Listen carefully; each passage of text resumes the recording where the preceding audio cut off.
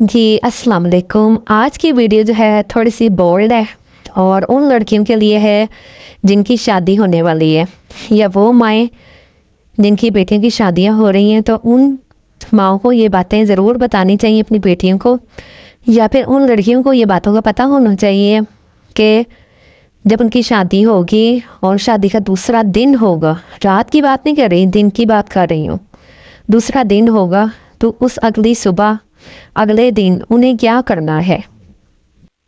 Every girl should know before marriage. अगली सुबह होता क्या है? नंबर 1, नज़र लगती है। नंबर 2, अगली सुबह बहुत सारी चीज़ें चोरी होती हैं।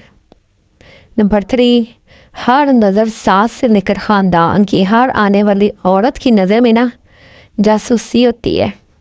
अगली सुबह वो हादसात पेश आते हैं जो पहले कभी नहीं आए होते। शादी वाले दिन शादी के आसपास कोई माँ से ज़्यादा ममता दिखाए तो उर्दू में तो पता नहीं इसको क्या कहते हैं, लेकिन पंजाबी में उसे कहते हैं फापे कुटनी।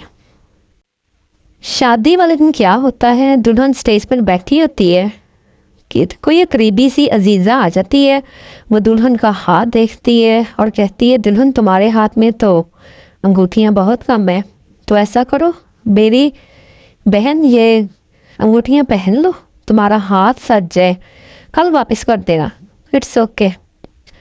तो इस लम्हे उस की आवाज़ ना याद होती है, ना शक्ल याद होती है उस लड़की को, और उसे ये भी नहीं पता होता कि वो जानने वाली है या कोई और है। लेकिन फिर क्या होता है, शादी के अगले ही दिन वो औरत सुबह सुबह आके बैठ जाती है और आके कहती है मेरी अंगूठियाँ मुझे वापस कर दो। फिर कुछ दिन बाद जब आप अपना जेवर चेंज करने लगती हैं तो फिर आपको महसूस होता है कि जो सबसे महंगी अंगूठियाँ थी वो तो है ही नहीं, या फिर वो नकली निकली। फिर आपको समझ नहीं लगती कि ये हुआ तो हुआ कैसे। अब आपके वालिदैन तो नहीं ऐसा कर सकते कि उन्होंने आपको ऐसा कोई नकली जेवर दे दिया हो। तो ये यकीनन वो औरतें होती हैं जो हेरा फेरी के चक्कर में होती हैं, और वो पलक झपकते में फिर क्या होता है, आपकी जो ज़िंदगी है वो वहाँ पे बदल जाती है। लोग धोखा दे जा चुके होते हैं, ना चाहते हुए भी ये धोखा हो जाता है। और दूसरी बात जो अक्सर लड़कियां क्या करती हैं शादी की अगली सुबह। अच्छा, मेरा आज का जो टॉपिक है ना थोड़ा सा बोल्ड है, और लेकिन लड़कियों को पता होना चाहिए इन बातों का। तो अगर कहीं से आपको बुरा लगे तो उसके लिए माजरत, लेकिन मैं आपको बता के ही रहूँगी ये सारी बातें, क्योंकि मुझे आपसे प्यार है। मैं नहीं चाहती कि आपका मजाक बने, आपकी बेइज्जती हो, आपके इंसल्ट हो। तो क्या होता है जी, अगली सुबह बेड के नीचे से कोई ना कोई प्राइवेट कपड़े निकल आते हैं। ख़वातीन जो दुल्हन देखने के बहाने कमरे में दाखिल होती हैं ना, तो वो क्या करती हैं, चूहे की तरह ना वो उन कपड़ों को लेके ना इधर उधर दिखाती फिरती हैं। फिर आपका मजाक बनता है और फिर ये मजाक सारी उम्र आपके साथ रहता है। इवन कि आपके बच्चे भी हो जाते हैं ना, तो उनके सामने भी ये बातें की जाती हैं। अगर आप चाहती हैं कि आपका मजाक ना बने तो आप सुबह सबसे पहले गुस्ल करें, सबसे पहले, यानी कि किसी के भी उठने से पहले, अपने हस्बैंड के भी उठने से पहले ना गुस्ल कर लें। आपके बाल खुले हुए नहीं होने चाहिए। जिन लड़कियों के बाल शादी की अगली सुबह खुले हुए होते हैं उन लड़कियों को सबसे पहले नज़र लगती है, बालों को भी, उनके चेहरे को भी। और जो नए नए अपने हो रहे होते हैं, यानी कि जो आपके ससुराल वाले होते हैं, उनकी भी नज़र लग जाती है।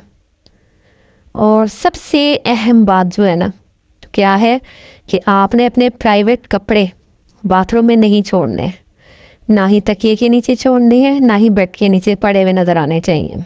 अच्छी लड़कियां, अच्छी माएँ क्या करती हैं, एक अटैची केस तैयार करती हैं। ऐसी लड़की जो अपने साथ, संदूक की बात नहीं कर रही मैं जो लोहे का होता है, नहीं, अच्छा वाला सूटकेस जो होता है ना उसकी बात कर रही हूँ, वो अपने घर से लेकर आती हैं। माएँ उन लड़कियों को ये बातें सिखाती हैं। वो आपने फुल नहीं भरना, उसमें आपने एक जोड़ा ऐसे रख के लाना है जो आपने अगली सुबह पहनना है शावर लेने के बाद। आप, क्योंकि वो दिन ऐसा होता है कि आप जो हैं वो किसी से मांग नहीं सकती, आप किसी को आवाज़ नहीं दे सकती, सारे अनजाने लोग होते हैं, किससे कहेंगी कि अपने घर में तो इंसान को सब जगह का पता होता है, लेकिन जब आप किसी जगह जाती हैं वहाँ किसी का कुछ भी नहीं पता होता, ना कमरे का सही आइडिया होता है क्या है, तो वो आपने अपनी सारी चीज़ें जो है ना वो आपने अपने साथ रख के लानी है। वसूल करने के बाद वो आपने पहन लेना है सूट, ताकि आपको कोई प्रॉब्लम ना हो। जब सब लोग इकट्ठे हों, बाद में बाकी लोग आ जाएं कमरे में, फिर वो जैसे कहें, जो सूट कहें, फिर वो आप पहन लें।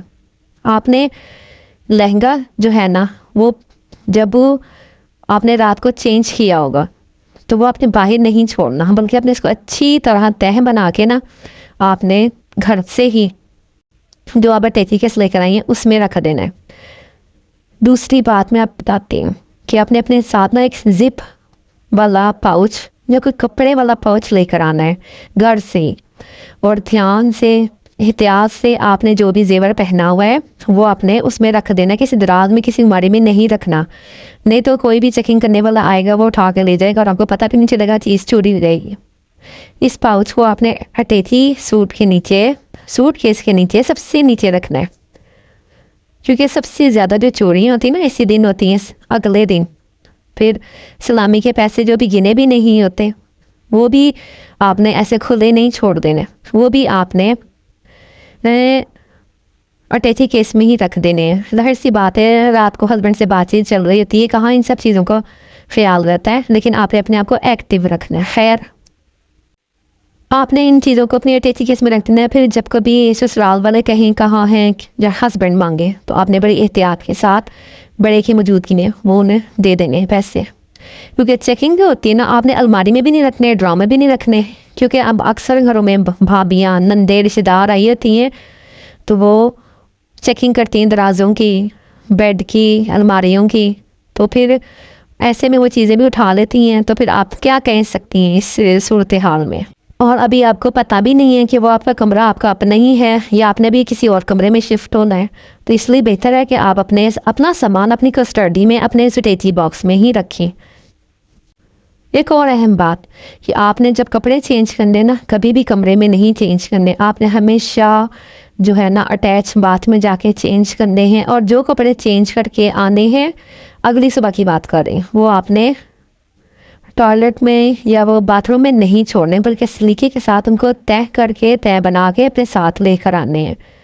तो होता कि अगली सुबह जब अजीज़ों कारिन यानी कि औरतें जब उस कमरे में आती हैं ना तो सबसे पहले वो आपकी बेड की चादर देखती हैं कि उनको कोई ना कोई ऐसी चीज़ मिल जाए, कोई दाग लगा हुआ या कुछ, तो आपने देख लेना है कमरा खोलने से पहले।